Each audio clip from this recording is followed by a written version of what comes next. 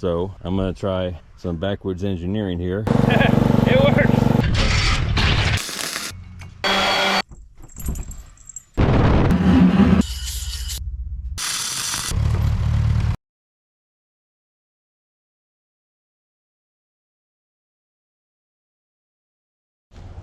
Hey guys, welcome back.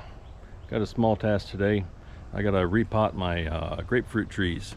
So let's take a look at what we got going on. Here they are. I planted these by seed January 24th or 25th. There's a video on it if you want to see what I did back then. And it's been about 3.5 months to today. Now we're going to repot them into these bigger pots.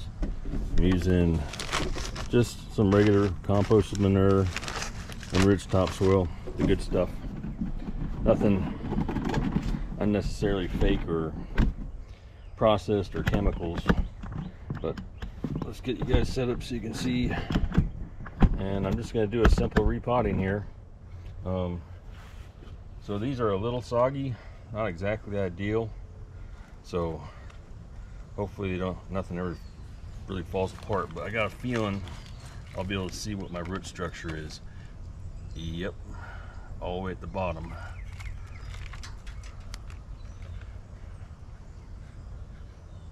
Would have preferred that to stay together, but that's where we're at.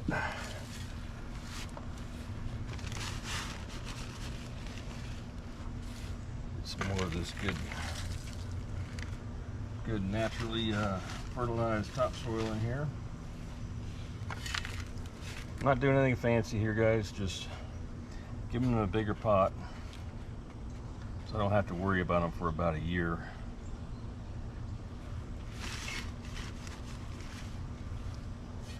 So it takes about 3 to 5 years, I guess, for a grapefruit tree to produce. These ones might take longer because I grew them from seed. They're not grafted onto a better rootstock or anything. Once again, roots all the way through it.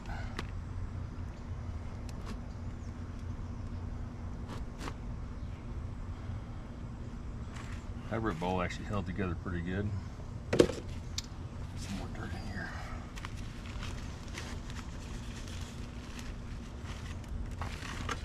Get these repotted and take you guys around and show you what the garden's doing.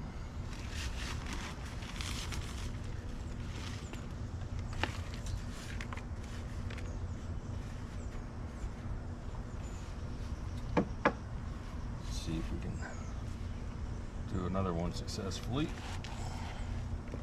Yep, that's all the way through it. Well, not necessarily all the way through it, but all the way to the bottom and searching out to the side. So it's actually good we're getting them before they even come close to being root bound.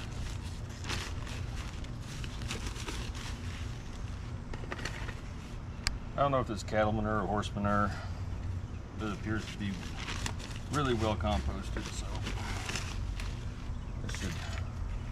Now it's not straight just manure, there's topsoil in here. It's basically topsoil that's been amended by composted manure.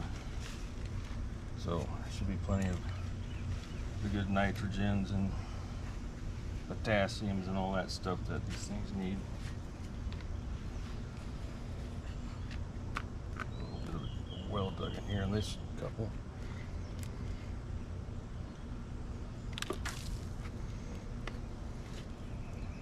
Number 4.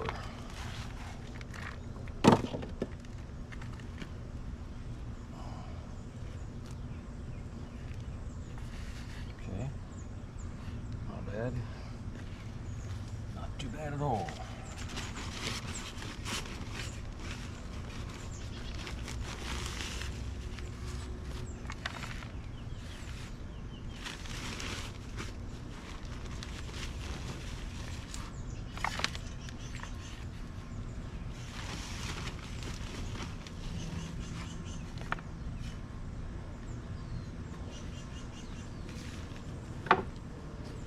Last one. If you notice, you can't, I don't know if you can tell, but they're starting to develop an actual little trunk. It's no longer this little seedling that came out of the ground.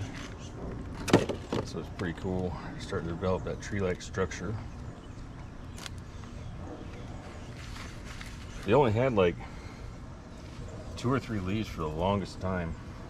And over the last couple of weeks, they've started putting more trunk up and more leaves coming out. It took them 2 weeks, maybe 3 weeks for them to germinate before I had anything come out of the ground. I had these on my counter inside, keeping warm while they germinated. I can't remember exactly when I brought them out here.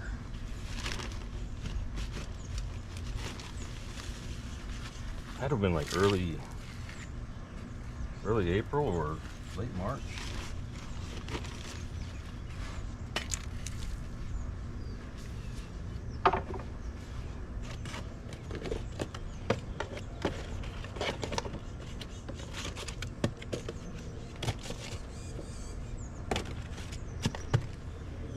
All right, I'm gonna go wash my hands off, and then I'll show you the garden real quick, and we'll wrap things up. Okay, hands are clean. Let's take a look at what's going on here. We have watermelon going everywhere. There's a new baby one down here. Yep, there we go. See that? She's not even the size of a marble yet. Bitter melon I just put in the other day, coming along. We got a baseball-sized watermelon right here. Yeah, that's probably the size of a golf ball. What we got back here? There's another golf ball sized one. I can't remember what these are called. I think they're sweet baby something watermelons. They're a small watermelon. I think they get about 7 to 8 inches in diameter. So I don't know. I just grabbed them off the shelf at Home Depot and figured let it rip. Tomatoes. These are the big slicers. This one's still green. Big old bell pepper here. I'm waiting for it to turn red. Got another one there, and this one's got some more up here that are going to start growing soon. I finally found a couple cucumbers right here. These are the pickling variety. Got more tomatoes here. These cucumbers are the ones that they're like the slicing cucumbers. They're not the pickling ones. I don't have anything in here but yet. Lots of blossoms though. But I know what they're gonna do. They're gonna do like a zucchini. They're gonna hide, and then all of a sudden one day they're gonna pop out and they're gonna be 12 inches long. So that's the way that goes. They hide really well. Let's see.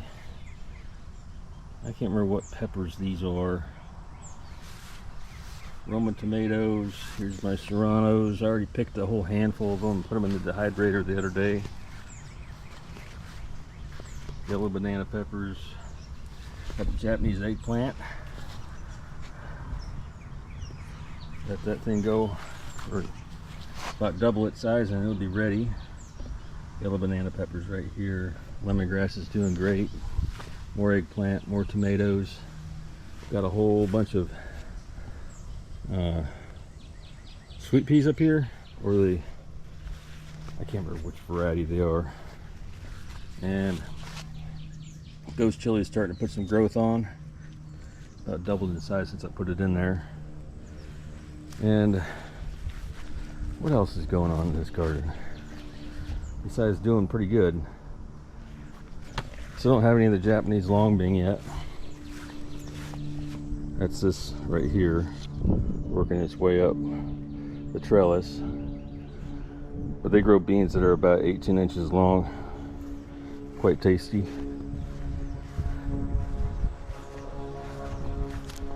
There'll be a story coming up on my beehive split situation.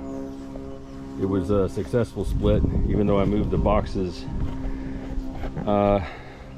after only 8 days. And it was because my bottom box tried to swarm on me, and I decided to put a stop to that. So I moved the new hive over, checked to see if it had queen cells, and it had 3 of them. So that one's looking pretty good. and then I added another box on top of the one that was trying to swarm, and then I spent probably half an hour scooping big old double handfuls of bees off the bottom that were bearded up on the bottom, and putting them back in the hive. In the meantime, for probably about a 100-foot radius, there are just thousands of bees flying. But I got them back in, they stayed, and I also put quite a few handfuls of those bees into the other hive as well, because they seem to be a little low on numbers. And I think I stopped the swarm because they haven't left. So lucky me, I guess. I could probably split that hive again in about a week, honestly. And I might as well. I mean, I'm not looking for honey this year. I'm just looking to build out my apiary. So one thing you guys missed out on, the little wrens are gone. There are 3 of them in there, and they flew off the other day without me knowing. But that's the second year they raised babies in there. It's pretty cool. So anyway, that's going to be it for today. I'll see you tomorrow on another thrift store rescue video, and have a good day.